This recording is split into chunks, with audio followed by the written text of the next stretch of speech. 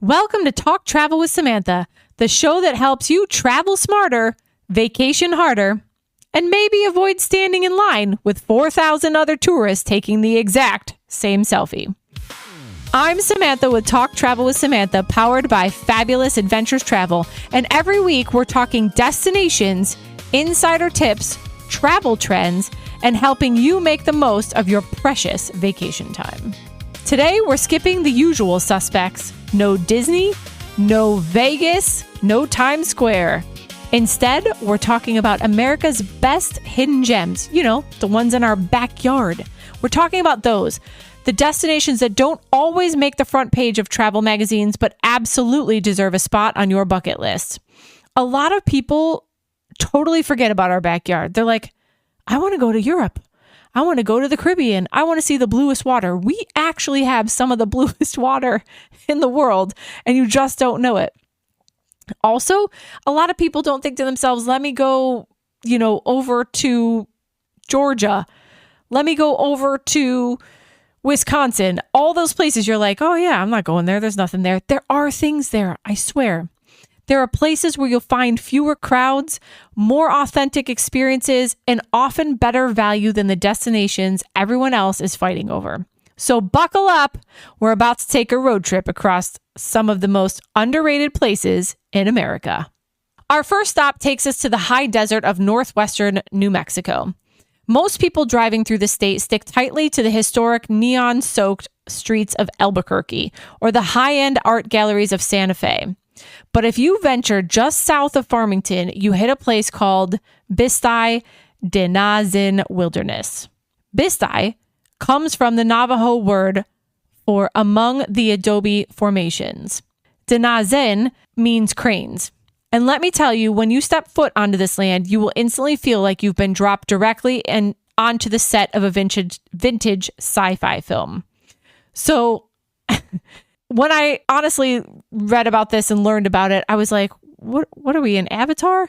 And when you actually look it up and look at the pictures, it looks like Avatar. So look it up, go there, go see it, because it looks amazing. So over 1 million of years, water and wind have carved the earth into bizarre, towering pillars called hoodoos, mushroom rocks, and balancing spears. The layers of clay are streaked with charcoal, fiery orange, and deep purple. And it's unreal to look at. But the most crucial thing to know about the Bisti, and the reason it says it stays a true hidden gem, is there are absolutely no marked trails. So this is not like your typical, forest hike or hike through the trails. There's no visitor center, there's no paved paths, and there's no signs telling you where to walk. It is a raw, open, public land. You are completely on your own to explore the labyrinth of canyons. Because of this, you have to pack smart. So let me tell you what to bring. GPS is mandatory, so download an offline satellite maps before you go, because cell service drops to 0 the moment you leave the gravel parking area, which makes sense. Let's be honest, there's no cell towers in this area. It's, it's like a national forest, but it's not. Do you know what I mean? It's like in the middle of nowhere, basically is what I'm trying to say. Water is life, so make sure that you bring at least 1 gallon per person, even for a short hike, because it's the high desert, so the sun reflects off the clay and turns the canyons into a beautiful dry kiln, which also makes it extremely hot. Like, it is hot, because if you've not been to the dry desert, it's called the dry desert for a reason. In the high desert, actually, too. It's hot. Trust me. Time it right. So aim for the late afternoon after the sun starts to dip down toward the horizon. The shadows stretch out between the hoodoos, and the colors in the rock formations literally look like they're glowing from the inside out. Think of this. It's just you, the ancient stone, and an overwhelming, beautiful silence. Honestly, I am dying to go to this place. I can tell you, New Mexico, I can count on, 2 fingers. How many times I've been to New Mexico? I've only been a couple times, and both of them were actually on a national tour, so I didn't really get to see much. But this sounds phenomenal, and I'm going to need to go there and see it. And if you've been, send me pictures. Send me pictures to Samantha at talktravelwithsamantha.com. The next stop, we are headed to. This one blew my mind because it just did. It sounds phenomenal. So Cumberland Island National Seashore. It's in Georgia. So we're going from the arid deserts of New Mexico. We're flying all the way over to the humid moss-draped coast of the southeast. So over there in Georgia, there is a spot called Cumberland Island National Seashore. Have you heard of it? Because honestly, I had not until I started doing the research on this. So when people think of the Georgia coast, they're talking about Savannah, Jekyll Island. They get all the glory. But Cumberland Island is a completely different world. It is the southernmost barrier island in Georgia, and it's almost entirely undeveloped. So that to me is super cool already when it's undeveloped and there's nothing there. So to get there, you do have to take a 45-minute ferry ride from the historic town of St. Mary's. You cannot bring a car. There are no hotels. You're not staying overnight there in a hotel. There's no grocery stores and there's no paved roads. What Cumberland does have is roughly 17 miles of completely pristine, wind-swept white sand beaches. Giant maritime oak forests dripping in Spanish moss and a dark and fascinating history. So let's talk about it because it's kind of pretty cool. In the late 19th century, the famous Carnegie family bought up a massive chunk of the island and built an incredibly opulent 59-room mansion called Dungeness. In the 1950s, the mansion caught fire, leaving behind a haunting, gorgeous stone skeleton right on the edge of the maritime forest. Today, the island is ruled by wild, get ready. What do you think is the next part? Wild what? Wild cats, wild raccoons. It's wild feral horses. What? There are just random wild feral horses running around. You will literally be walking through the ruins of the Gilded Age mansion while wild Mustangs graze on the lawn right in front of you. That's the coolest thing. And I'm sure if you lived on a farm, you're like, I see that every day in my farm. But for someone who's never lived on a farm, this is cool because the National Park Service strictly limits the number of daily visits to the island. The beaches are completely empty. You can walk for miles and not see another soul. Just wild horses roaming the dunes and sea turtles nestling in the sand. So here's my insider tip that I want to tell you. If this sounds absolutely phenomenally amazing, which it does, book your ferry tickets at least a few weeks in advance. If you really want an unforgettable experience, reserve a backcountry camping permit at Sea Camp and fall asleep at the sound of the Atlantic Ocean and waking up to horses licking your face when you wake up. That's like your alarm. They're like licking your face. That would be kind of funny. So you can actually camp there. You just cannot stay overnight in a hotel because there are none. They don't exist. The next stop on our wild, extravagant, off the beaten path spots in America, in our backyard, we are headed back out to the west to Utah. Now, Utah has what they call the Mighty Five National Parks. Of course, you've all heard of them. Zion and Bryce Canyon. They get millions of visitors a year, right? Leading to packed shuttle buses and crowded trails. But tucked away right behind them is the least visited and, in my opinion, most underrated park in the state, Capitol Reef National Park. And the absolute crown jewel of Capitol Reef is the geological anomaly known as the Water Pocket Fold. What is a water pocket fold? What is that? The water pocket fold is a massive 100-mile long wrinkle or warp in the Earth's crust. It looks like this, I don't even know, like a giant jagged wave of solid rock frozen mid-crash. Like crash. That's what it looks like. The name comes from the little pockets that erode into the sandstone, catching rainwater and creating vital watering holes for desert wildlife. So while the northern part of Capitol Reef gets some traffic along Highway 24, the southern part of the water pocket fold is beautifully isolated. If you want to experience it properly, you have to drive to the Nottam Bullfrog Road. It's rugged and partially unpaved road that runs parallel to the eastern face of the fold.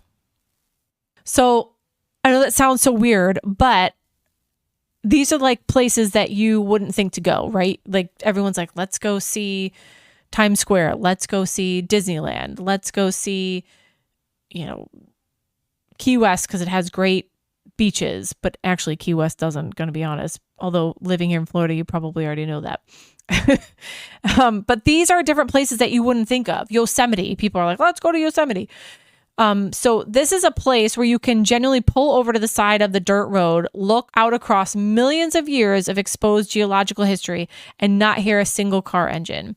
It gives you that raw, old school feeling of American exploration that has been lost in the more famous parks, right? So this makes it feel like back in the day when no one went to Yosemite or visited anything, the Redwood Forest, any of that stuff.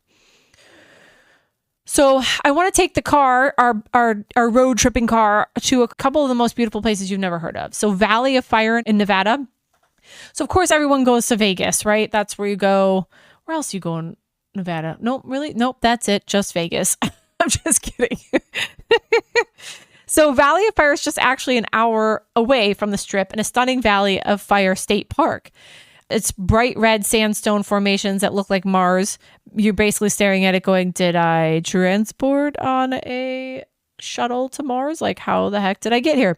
You can hike among the natural arches and landscapes so dramatic you'll swear you're standing in a National Geographic special. And the best part? Vegas people don't even know about it. Well, not Vegas people. I should say Vegas visitors don't even know about it, right? They don't even know it exists when you go there. Because, of course, everyone's going there for the lights, the glitz, the glamour, all of that stuff. So then in Wisconsin, you have the Apostle Islands. Next up, Wisconsin. I know, not exactly where people think. I mentioned it earlier, right? It's not like this is my bucket list. I'm going to Wisconsin. But the Apostle Islands' National Lakeshore are incredible. 21 islands in Lake Superior. Sea caves, kayaking, lighthouses. And in the winter, the caves freeze into massive ice formations that look like nature's version of a crystal palace. Like, how cool is that? How cool is that? So a couple small towns that we want to talk about that deserve big attention would be Bisti, Arizona.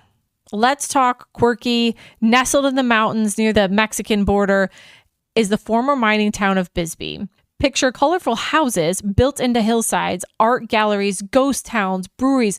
I love me a ghost town. So much fun. And I love that in the West, like when you're driving along and you're like, what's that? Oh, that's like a ghost town, like an actual ghost town. They have those around there, which is so much fun. And they usually, make them all sorts of touristy and everything. I do like those. I know we're not talking about very touristy things, but I do actually enjoy that stuff. It's like someone's mixed the Wild West with an artist colony. So that's what Bisti's like. Super, super cool, right? So this one will be shocking. Eureka Springs, Arkansas. One of the most unique towns in America has to be Eureka Springs. The entire town is built into the Ozark Mountains. There are winding streets, hidden staircases, Victoria buildings, and no traditional grid layout. It's weird, it's wonderful, and you'll spend the entire visit asking yourself why more people aren't talking about it. So the next one I just love is Leavenworth, Washington. This one feels like cheating because it's becoming more popular, but it's still a hidden gem to many Americans. So Leavenworth transformed itself into a Bavarian-style village. Think Germany meets the Pacific Northwest. Beer gardens, mountain scenery, Christmas lights, and some of the best holiday celebrations you'll find anywhere in the country. Look it up. You're going to love it. So I know we kind of mentioned this earlier, but I do want to give a shout out to some of our beaches because we do have some good beaches. And again, don't be devastated if I'm not, mentioning your favorite beach here, but this is a good one that a lot of people don't know about. So I go to Key West probably, honestly, in an average once a month. I feel like I think it's gotten a lot less recently, but I felt like for a while there, I was there literally once a month. So everyone knows Key West, right? They're not known for their beaches. So don't think I'm saying Key West is known for their beaches. I'm saying that you need to make sure that you take a trip to the Dry Tortugas National Park. It's actually Dry Tortugas National Park. And the reason why I paused there and sounded like I wasn't saying it correctly was because I always just call it the Dry Tortugas. That's what everyone usually calls it. They don't add the national park on. They just say Dry Tortugas. Anywho, take that trip to the Dry Tortugas National Park. you can only get there by boat or seaplane. So, and it's far. It's like an hour by boat and a half hour by seaplane. I could be even totally getting those times wrong, but it's far. So, actually, you know what? I think it's longer than that. Shoot, don't quote me on those times. Look that up. There's crystal clear water there, excellent snorkeling, the historic fort, of course, and some of the bluest water you'll find in America. We really do have some great blue water here. A lot of people are like, no, we don't. Yes, we do. You just haven't gotten there yet. You don't have to go all the way to the Caribbean to see gorgeously blue water. You know where else there's really gorgeous blue water? Along the west coast of Florida. Oh my gosh, it's so pretty over there. Crystal clear, just gorgeous. White sand beaches, if you've never been, which by the way, again, this is kind of going off topic. If you've never been to Siesta Key, you have got to go there. It is unreal. And by the way, it's not a hidden gem. I'm going to be honest. The place is jam-packed. It's kind of annoying because, I wish it wasn't jam-packed. But talking about beautiful beaches that a lot of people don't realize that are actually in our backyard, that sand is like butter. When you put your feet in it, it's cold. It's not even hot. Like, you know how when you go to the beach and you burn your feet as you're going back and forth to wherever the heck you're going to get a drink, to get fries, whatever it is you're going to get, to the bathroom, I don't know. And you're like, you're like, your feet are killing you. Yeah, no, that does not happen in Siesta Key. It's like nothing I've ever experienced before. Not only that, but the water is just gorgeous and the sunsets are unreal. So I know I just kind of got off subject and my apologies on that, but I was sticking up for America on the beaches. Another beach that everyone misses is Cape Lookout in North Carolina. So want Outer Banks beauty without Outer Banks crowds? Check out Cape Lookout National Seashore. Wild horses, remote beaches, shell collecting. It's what beach vacations used to feel like. So check that out. Another one to check out is Block Island, Rhode Island. Most people head straight to Martha's Vineyard or Nantucket because, let's be honest, those are very nice. Instead, consider Block Island. It's charming, relaxed, and significantly less crowded. Rent a bike, spend the day exploring dramatic cliffs, beaches, and hidden coves. So here's a couple more. I want to wrap up a couple more of America's best secrets. So this one I just experienced and what I'm going to be talking about on my next episode. And it is the San Juan Islands in Washington. So located between Washington State and Canada are beautiful San Juan Islands. This is one of the best places in America for whale watching. Orcas regularly pass through the area. The scenery is stunning and the pace of life feels wonderfully slow. Now, I will tell you that I did not see it from land. I saw it from the ship and it was just beautiful through there. And I was like, oh my gosh, this is so cool. And I did keep an eye out for orcas. And I will also say that my next episode is about Alaska. But I will also say that I didn't see any orcas in Alaska, which makes me mad. But I did the very first time that I went to Alaska about 20 years ago. I did see some orcas. This time I did not. I can't say that I sat out and really just stared and waited for them, but I did do a lot of staring and waiting for orcas. I guess I'm just not the orca whisperer, sadly. Another America's best kept secret is the Great Basin National Park in Nevada. While everyone is fighting crowds in Yosemite and Yellowstone, consider Great Basin National Park. You'll find ancient bristlecone pine trees that have been alive for thousands of years, massive caves, dark skies perfect for stargazing, and often you'll feel like you have the park entirely to yourself, which is super, super cool. And this one I am dying to go to. Like, it was actually on my list to go this June, but it just didn't work out with everything else that I did this June. I had a really busy summer schedule right now, so it didn't work out. But Mackinac Island in Michigan. So imagine an island where the cars are banned. So there's no cars. There's little buggies, there are horse-drawn buggies, there's bicycles, there's, your feet. So that's how your transportation is, which is amazing. And it feels like stepping back in time. And I cannot wait to see it. And apparently the fudge is worth every calorie from what I hear. So there's a really popular hotel, and I can't think of the name of it off the top of my head because I did all this research. And they say to stay there because it's the most popular one. It's like, uber popular. And I was just, I'm dying to go there. So I do know that obviously in the summer it's pretty packed, but it is not off the beaten path completely. I think that a lot of people know about it. And I also think that it's really packed in the summer. So know that. But I thought it was definitely worth mentioning. So today's travel lessons, right? What's today's travel lesson? The best vacations aren't always the places everybody else is going. I feel like that's been the theme of this radio show since the beginning, that I'm trying to kind of give you guys different things to look into and not just stick to the same thing, right? We want to venture off the beaten path. That's one of my favorite things that I always say, because your most memorable experiences will happen that way. So whether it's wild horses on a remote island, which we're totally doing, or sea caves on Lake Superior, a Bavarian village in Washington State, or a national park where you can actually hear yourself think, America has plenty of hidden gems waiting to be discovered.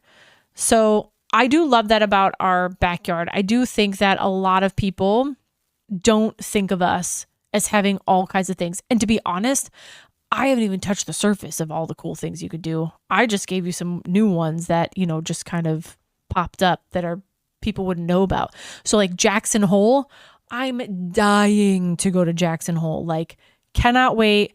Can't wait to see it. Want to go there. I'm trying to think where else I really, really want to go that's completely off the beaten path. Well, this isn't off the beaten path, but it is hard to get to. I want to go to Helen, Georgia, where there's another German town. It's, dedicated to like all this German infrastructure, and it looks like this cute little German town. It looks like they took the little town out of Germany and stuck it in Georgia. So I am dying to go there, but it's so like off the beaten path. Every time I go in Atlanta, I never make it. So you would have to fly into Atlanta, and I think it's like a 2-hour drive from Atlanta. Yeah. So yeah, those are the cool places that I really would like to go that are, not Disney and all the other things that everyone wants to go to. So that's what travel's about. Like I said, it's discovering all the super cool places, not checking any boxes, but finding places that surprise you. And I just love that about it. But thank you for joining this week. I hope you enjoyed it. And I hope that you found some place that you're like, ooh, I want to go there. That sounds amazing. I've never even heard of it. Let me look it up. Let me just totally Google it. Hey, Goo. Next episode, we are talking about Alaska, since I was just there, and I'm going to give you everything that I just did and how much fun that I had and compare it to my last Alaskan voyage, which was like ancient years ago. I'm Samantha. Thanks for joining me on Talk Travel with Samantha, powered by Fabulous Adventures Travel. If you'd like to book any of the destinations we've talked about today, please contact me at samantha@talktravelwithsamantha.com or find us on the website at www.talktravelwithsamantha.com. You can also find me on Facebook at Samantha-Fabulous Adventures Travel. So hope to see you. Let me know what you thought of this, and I hope to talk to you soon. And I would love to get you booked and headed in these wonderful places. Until then, travel smarter, vacation harder, and we'll see you next episode.